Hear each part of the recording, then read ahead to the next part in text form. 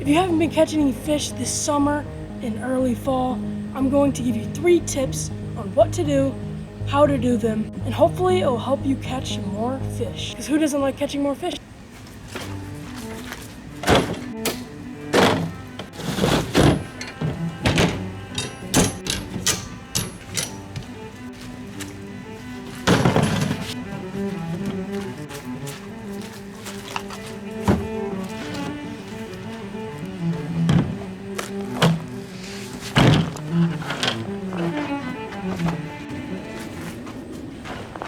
Had to adjust the camera because I was too tall. The first thing you need to start doing is downsize. I'm not talking like downsize your tackle box or how big your rod is, but how big your lure is. Let's say you're throwing this on a lake, you're hoping to catch a big bass, maybe even a pike or a muskie.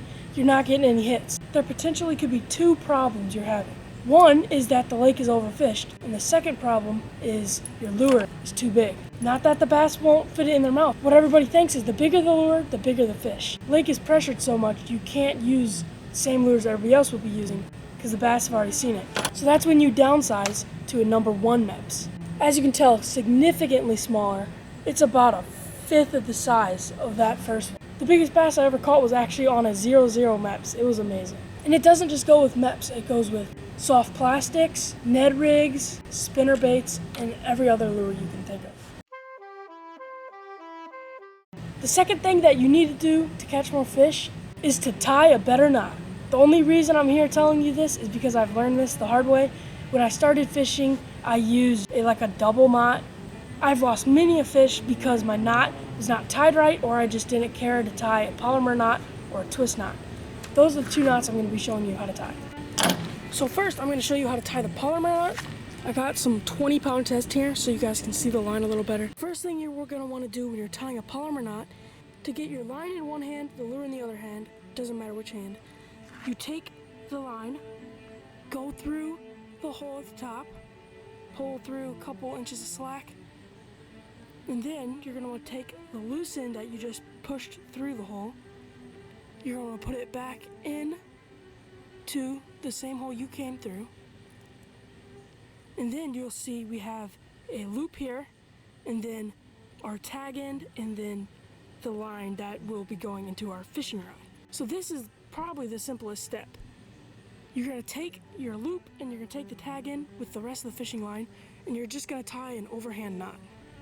After you do that, you want to make sure the loop is big enough to fit the whole lure through, and that is the next step.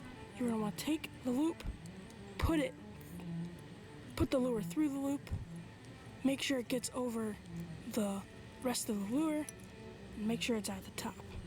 Then you're going to cinch down that. You're going to cinch down on the other side. You might have to use a pair of pliers if you got heavier line. And there you go, your knot is completed. And this knot will never fail you unless a pike bites your line off. The second knot is the cinch knot, the twist knot, you can call it whatever you want. It is the simpler knot of the 2. I use it for ultralight fishing and for bluegill and little bass. You're going to start like the polymer knot. You're going to take your end of your line, go through the hole once. You twist your lure a couple times, normally about 7 or 8 times. You're going to take your line that you put through the hole, and you'll see a little loop there, right there. You're going to want to put your line through here.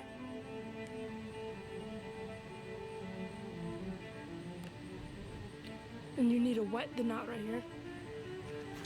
And then cinch it down. This hook is a little too small, I don't want to get hooked. And there you go, there is the twist knot. It's better with lighter line. This one sort of balled up a little on me, but it will still hold the fish. The third thing you need to do is to check your drag. Again, I have learned from my mistakes. I've lost a massive pike by not tightening my drag right. I'll play the video for you guys right here. Yo, what is this? Isaac, what is this? This is the biggest fish ever, bro. How big? Isaac, get me in your net.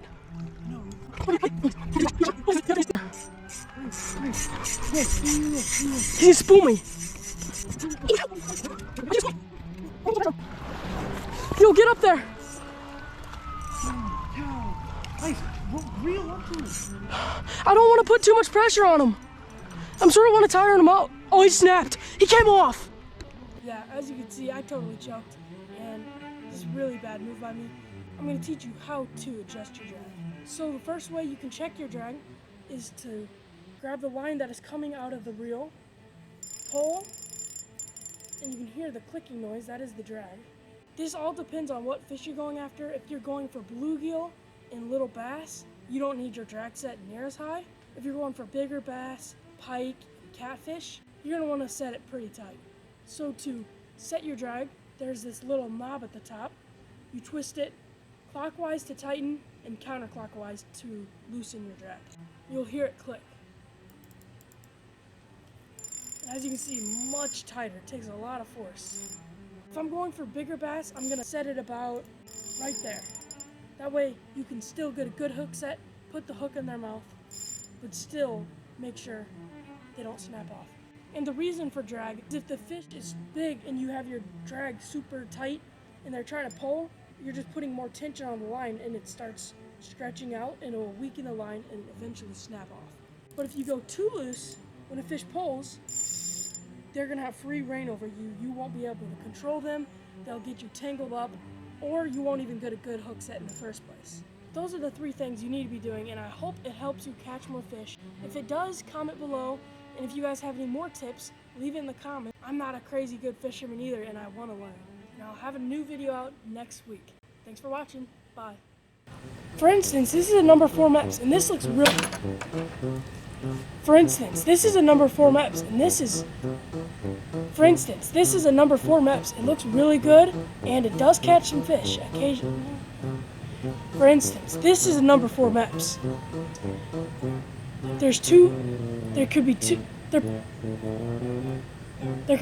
potentially.